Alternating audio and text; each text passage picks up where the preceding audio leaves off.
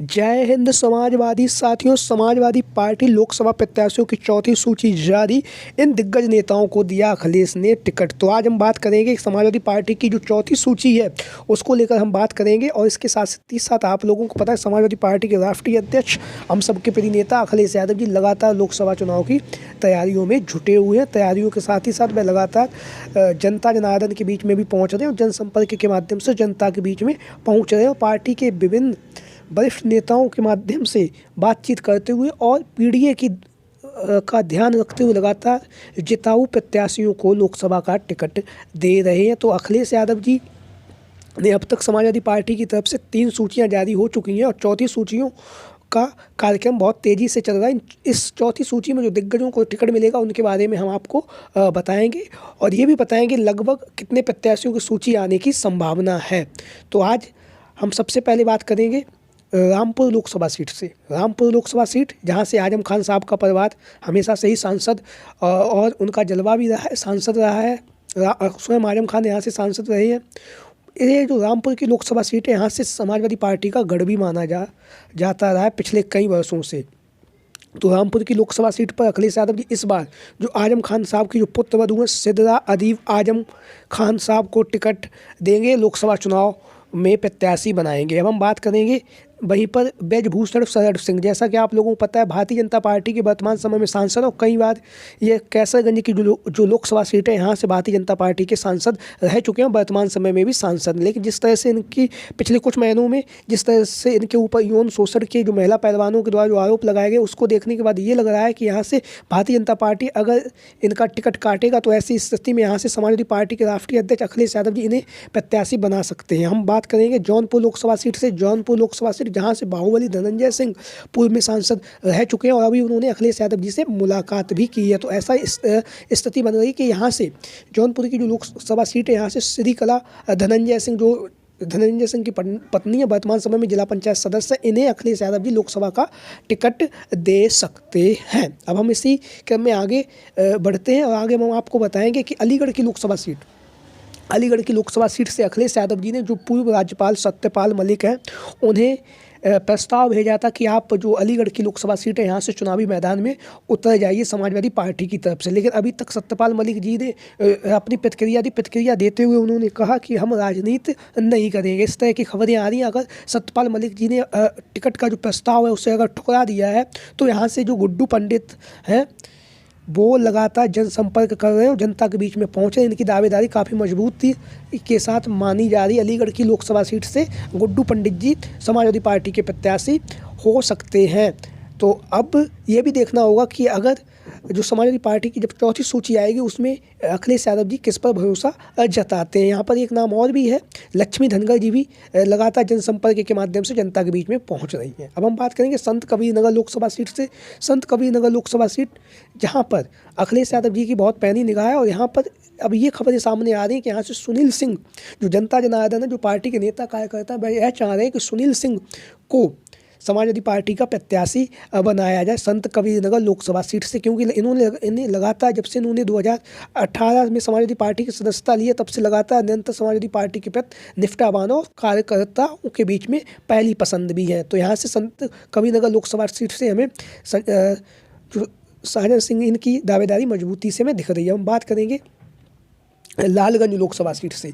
लालगंज की जो लोकसभा सीट है यहाँ से दरोगा प्रसाद सरोज जी की दावेदारी बहुत ही मजबूती के साथ मानी जा रही है क्योंकि यह पूर्व में सांसद रह भी चुके हैं और लगातार जनसंपर्क के माध्यम से जनता के बीच में पहुँच भी रहे हैं दरोगा प्रसाद सरोज जी। अब हम बात करेंगे सबसे युवा चेहरे गगन यादव लगातार पूर्वांचल के दौरा कर रहे हो, लगातार उत्तर प्रदेश के विभिन्न लोकसभाओं में अपना भ्रमण कार्यक्रम कर रहे हैं। इसी बीच में आप ये देख रहे हैं इनका 10 मार्च से लेकर 20 मार्च तक का पूरा शेड्यूल है। पूर्वांचल के दौरे पर यह रहेंगे जहां पर यह लगातार जनसंपर्क के माध्यम से जनता के बीच में पहुंच रहे हैं। तो ऐसा ही उम्मीद लग रही है कि पूर्वांचल की किसी एक सीट से अखिलेश यादव जी ने चुनावी मैदान में उतार सकते हैं। अब हम बात करेंगे इटावा लोकसभा सीट से। इटावा लोकसभा सीट, यहाँ से पूर्व में जो सांसद रह चुके हैं प्रेमदास कठेरिया जी, प्रेमदास कठेरिया जी लगातार समाजवादी पार्टी के वरिष्ठ नेताओं में हैं और पूर्व में सांसद भी रह चुके हैं इटावा की लोकसभा सीट से। तो यहाँ से प्रेमदास कठेरिया जी के चुनावी मैदान में उतरने की काफ़ी ज़्यादा चर्चाएँ हो रही हैं और ये प्रबल दावेदार भी हैं, क्योंकि ये पूर्व में सांसद रह भी चुके हैं और लगातार जनसंपर्क के माध्यम से जनता के बीच में पहुँच भी रहे हैं प्रेमदास कठेरिया जी। अब हम बात करेंगे सबसे ज़्यादा जो चर्चित है फूलपुर लोकसभा सीट से। फूलपुर की लोकसभा सीट, यहाँ से ये कयास लग रहे हैं कि यहाँ से जो अपना दल कमेरावादी और समाजवादी पार्टी की जो विधायक हैं सिराथू से डॉक्टर पल्लवी पटेल जी की दावेदारी सबसे प्रबल मानी जा रही है, क्यों पटेल बाहुल ये सीट है और यहाँ से इनके जो पिताजी हैं सोनेलाल पटेल वो भी यहाँ से सांसद रहे हैं और यहाँ से उनकी विशेष लगाव है। तो ऐसी स्थिति में अखिलेश यादव जी यहाँ से पल्लवी पटेल को चुनावी मैदान में उतार सकते हैं। अब हम बात करेंगे अनुप्रिया पटेल, मिर्जापुर की लोकसभा सीट, जहाँ से वर्तमान समय में पल्लवी पटेल की जो बहन है अनुप्रिया पटेल जी सांसद हैं और वर्तमान में भारत सरकार में मंत्री भी हैं। तो यहाँ से अखिलेश यादव जी ने ये भी कहा है कि मिर्जापुर की लोकसभा सीट, यहाँ से जो डॉक्टर पल्लवी पटेल की जो माता जी है माता कृष्णा पटेल, उन्हें चुनावी मैदान में उतारने की तैयारी कर रहे हैं, क्योंकि अखिलेश यादव जी लगातार एनडीए के जो सदस्य, एनडीए के जो घटक दल हैं उनको भी तोड़ने की कवायद कर रहे हैं, उन्हें भी चुनावी मैदान में एनडीए को हराना चाह रहे हैं। तो इसीलिए वहाँ से राजमाता कृष्णा पटेल को अखिलेश यादव जी आगामी समय में चुनावी मैदान में उतार सकते हैं मिर्जापुर लोकसभा सीट से। अब हम बात करेंगे डॉक्टर रागिनी सोनकर जी कहने के लिए भी ये वर्तमान समय में महिला विधायक तेज तर्रार नेता है, लगातार समाजवादी पार्टी के साथ जुड़ी हैं और समाजवादी पार्टी की नीतियों को जनता के बीच में भी पहुंचा रही हैं। अब ऐसी मांग चल रही है कि मछली शहर की जो लोकसभा सीट है, यहाँ से डॉक्टर रागिनी सोनकर जी को अखिलेश यादव जी लोकसभा चुनाव लड़वाने की तैयारी कर रहे हैं। अब हम बात करेंगे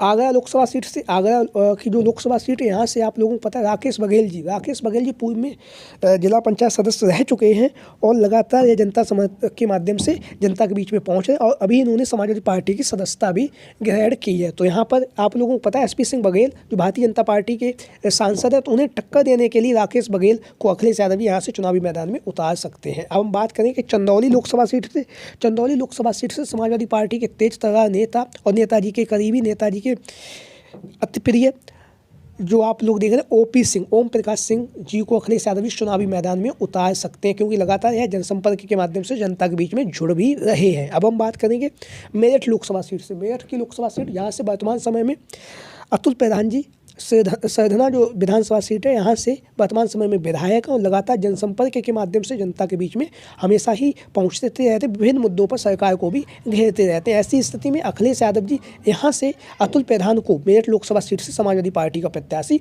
घोषित कर सकते हैं। प्रबल दावेदारी इनकी मानी जा रही है। अब हम बात करेंगे अखिलेश यादव जी के छोटे भाई धर्मेंद्र यादव जी कहने को तो पूर्व सांसद रह चुके हैं और समाजवादी पार्टी की पहली सूची में इन्हें बदायूं लोकसभा सीट से प्रत्याशी भी बनाया था, लेकिन किन्हीं कारणों बस इनका टिकट काट दिया गया। उसके बाद इन्हें आजमगढ़ और कन्नौज की जो लोकसभा सीट है, यहाँ से इन्हें समाजवादी पार्टी का प्रभारी बनाया गया। तो इन दोनों सीटों में से कहीं इसी एक जगह से ज़्यादातर चांस है। आजमगढ़ की जो लोकसभा सीट है, यहाँ से धर्मेंद्र यादव चुनावी मैदान में उतरेंगे और अखिलेश यादव जी कन्नौज की लोकसभा सीट से चुनावी मैदान में उतरेंगे। तो ये जो हमने आपको प्रत्याशी बताए, ये संभावित प्रत्याशी हैं